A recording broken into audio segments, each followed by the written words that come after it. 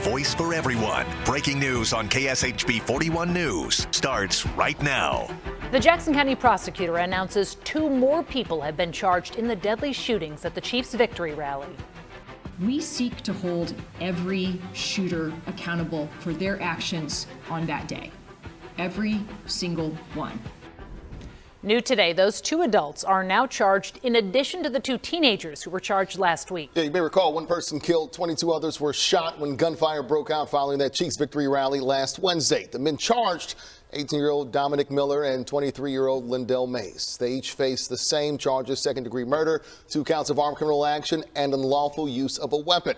Tonight, we don't have mugshots to show you as they both remain in the hospital, but we have team coverage with our reporters who've been spending the day digging through all the documents and the charges and the investigation.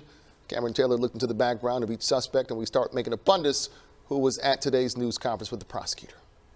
The prosecutor's office said the mass shooting at the parade started because of an argument between strangers. Prosecutor Jean Peters Baker says at least 2 men who didn't know each other pulled their weapons immediately.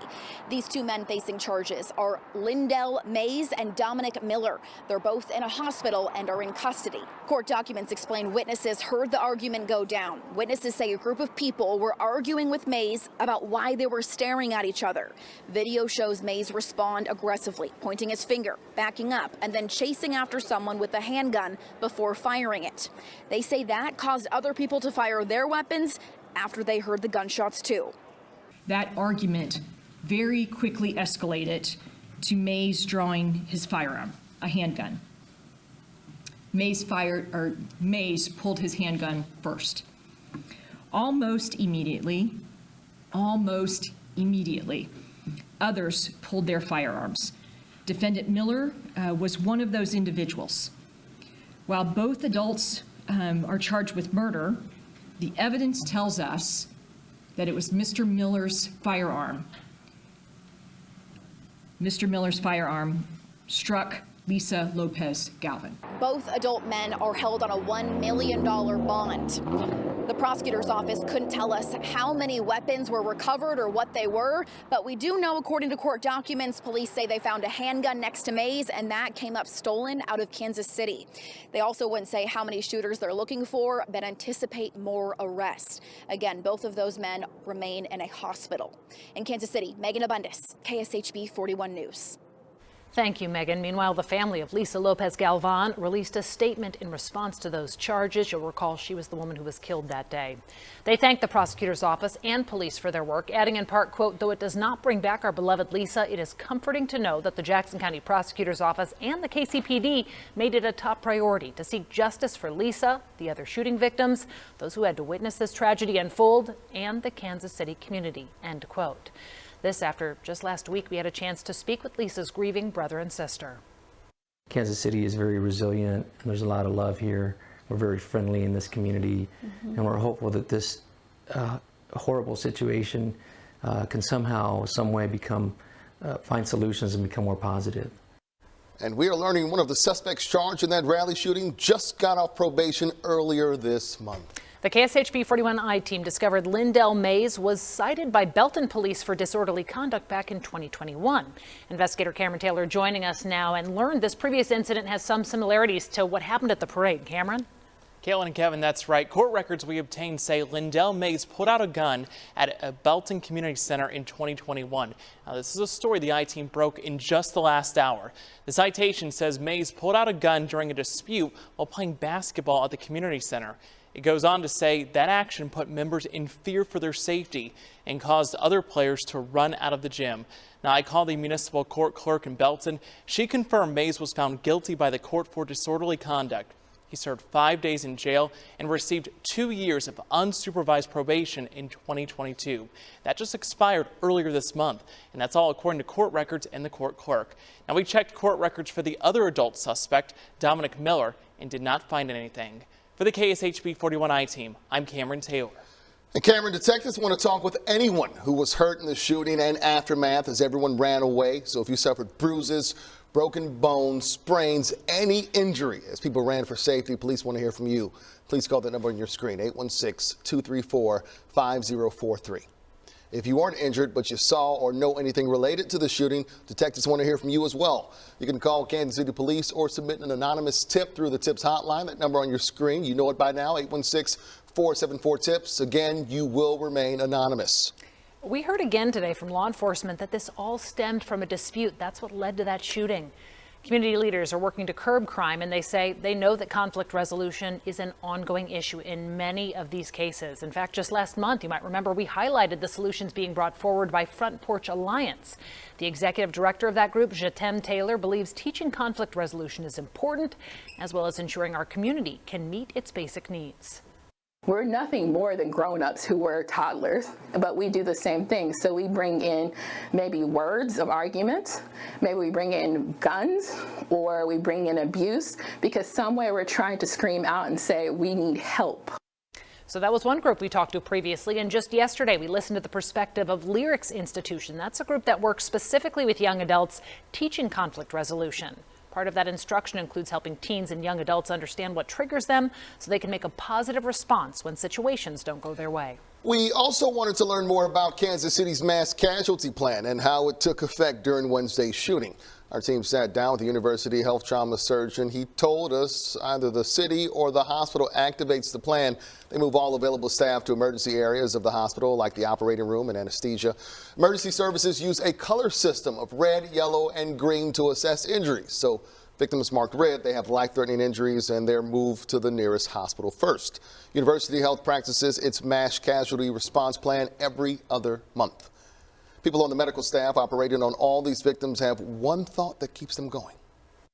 Every person matters to us because that's somebody's child, that's somebody's parent, that's somebody's sibling, and somebody loves that person, and we're going to give every chance we can to save them for their family so that they can have the life that they were supposed to live. You know, police play a role as well. EMS can't do anything at the scene until officers clear it. A big thank you to those first responders and the health professionals who saw some rough things that day. Indeed. It's a reminder lots of us, including many of us here at this TV station, are still processing those emotions after the rally shooting.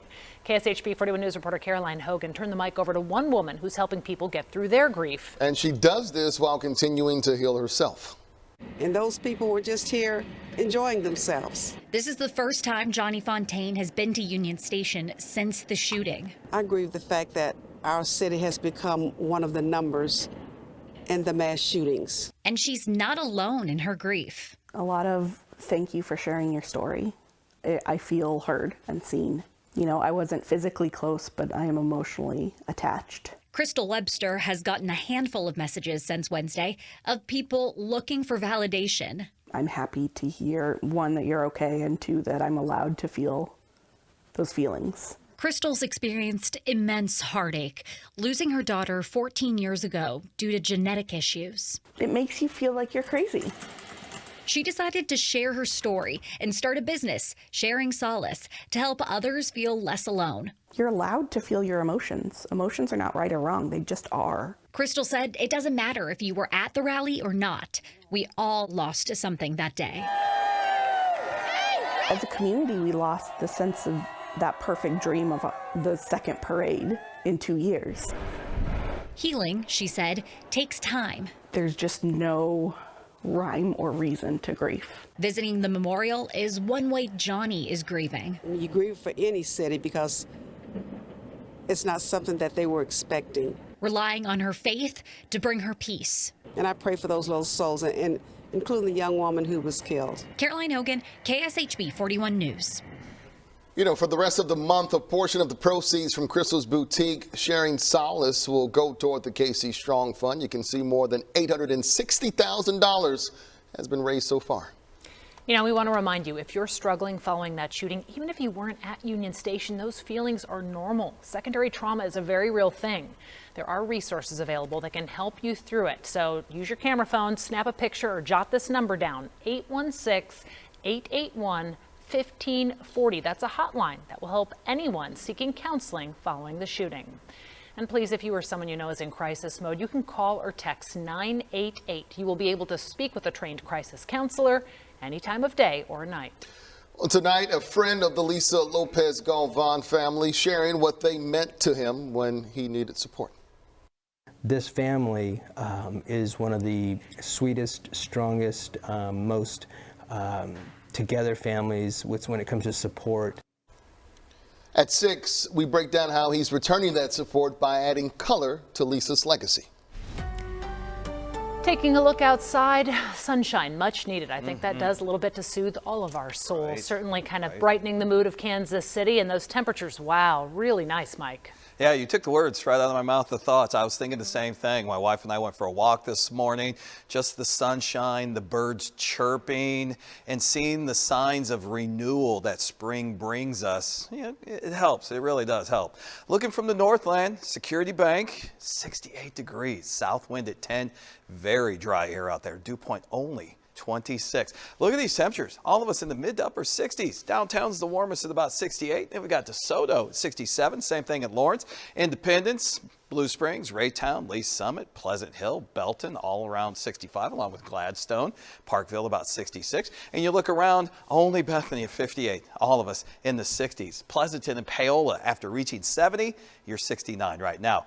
Great evening for outdoor activities. Unfortunately, the sun sets at 6 o'clock, so maybe get home as soon as you can if you're watching us from somewhere, or get outside for the next 45 minutes. Temperatures will be hanging around the 60s until the sun sets, and then we'll drop from 59 down to 47 at midnight. All right, we've got one more super warm day, and then even warmer weather next week. Yeah, it's coming in the Super 10 day. All right, looking forward to that, Mike. Thank you. Still to come here at 5 today is the first day voters can start voting on a sales tax extension for the Royals' new stadium. We break down what the question asks voters still ahead. And one artist shows her heart for those helping the Kansas City community recover from Wednesday's rally shooting. KSHB 41 News. Welcome back here at 5. We know with so much still happening around last Wednesday's rally shooting, there are people trying to help shed light on gun violence, including one artist. Yeah, she's also honoring the mothers helping families through that trauma. KSHB 41's Ray Daniels shows how this artist's talent speaks louder than words. I have been praying for you ladies. Meet artist Brooke Jishkra. And especially this year, her heart is dedicated to KC Mothers in Charge. And I just hope that you are pleased with my work. Revealing it to the founder, Rosalind Temple, for the first time. This is great. This makes me want to cry, though. Details highlight the pain of violence from the colors. It represents the sunset. It's just kind of representative of how when violence occurs or death occurs and loved ones are taken, that the days just keep coming. They don't stop for your grief. To the bullet holes in the crime scene tape, and we're crying out to say stop the violence, And families. It affects the children left behind and the grandparents left to raise those young ones. And it doesn't just take the life of one person, it affects so many more people than that. People like Rosalind. 13 years this year that my son's life was taken in his own community. And it's still unsolved. We're part of a club that you'd ask to join. In the middle of the heart is Rosalind, holding other mothers' hands who are going through what she's been through. This was not my life. This was not my life. It's just, you just don't go on with life. You just learn how to live and heal through the process. When I go to homicide scene, am I retreat? Yes, I am, but I'm there to help somebody else, help a mother. It's, I understand your pain because I do. So if you can just say you don't want your mother to be in a situation that I'm in and many other mothers in Kansas City or fathers, grandmothers, and do something, make a difference. You made a difference. Look what you did. Ray Daniel, KSHB 41 News.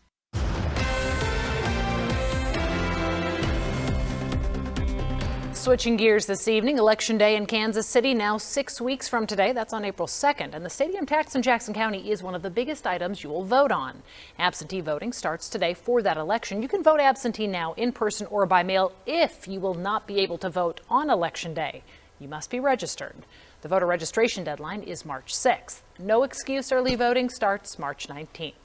So here's a look at that ballot question. Again, this is for Jackson County voters. The sales tax question does not ask if you want the new Royal Stadium to be located in the Crossroads. Instead, the question is about renewing an existing sales tax that would help to pay for that stadium and renovations to GEHA Field at Arrowhead. Both the Royals and the Chiefs say they're committed to staying in Jackson County if voters approve the sales tax measure. Last week, the Royals announced their new ballpark will be located in the Crossroads district between Grand and Locust from Truman to 17th Street. The stadium would hold between 34 to 35,000 people. Team leaders say they hope to have that ballpark open for baseball by April 2028. Here's your latest Kansas City forecast from Chief Meteorologist Mike Nico.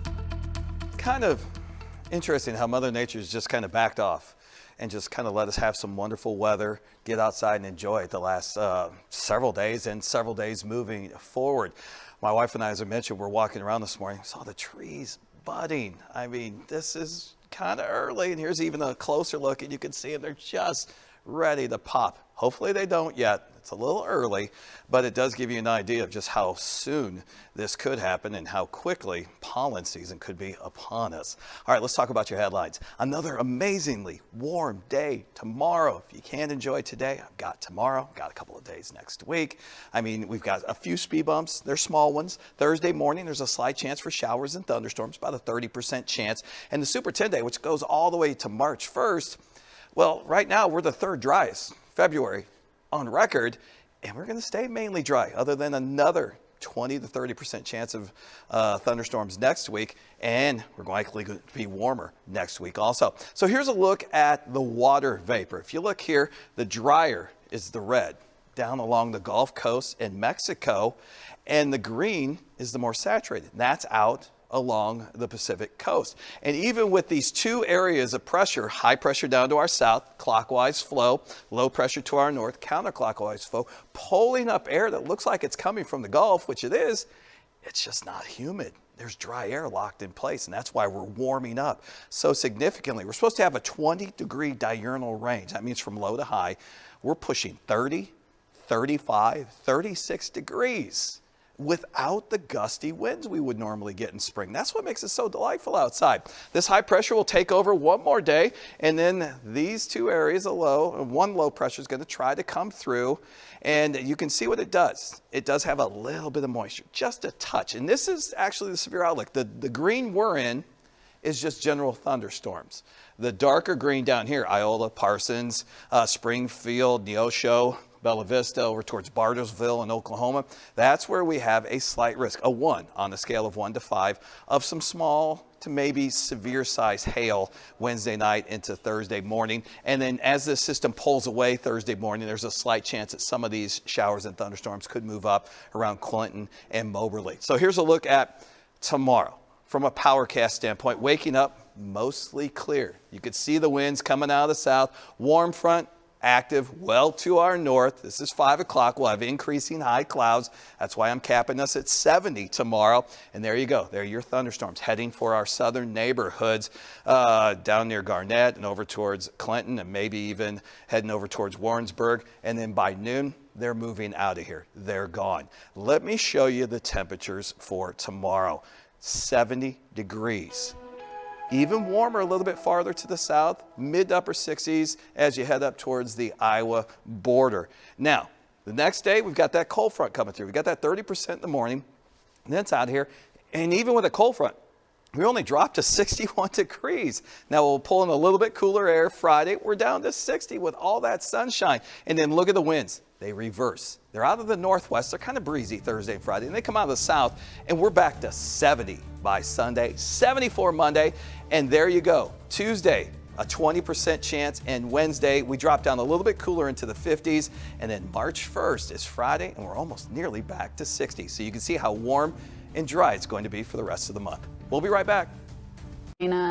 Maryland. There is no place too far to spread kindness. Ahead at 6, one woman uses her talents to raise money for the Super Bowl rally shooting victims. And I love that we have positive stories we're trying to share with you in the midst of all of this, and positive news about the weather. Yes. Let's take a look at the school day forecast. All right. So sweatshirt to start. Okay. 41. I hope you have recess. I mean, even in high school, I tried to walk outside between classes and drink in some of that sunshine and warmth. And of course, we know the Canute girls are probably wearing shorts. Oh, my 10-year-old for sure. I already know it. But with that forecast, I'll let her tomorrow. Thumbs up? Yeah, thumbs up. Quick recess here at 41. We'll see you after Nightly News.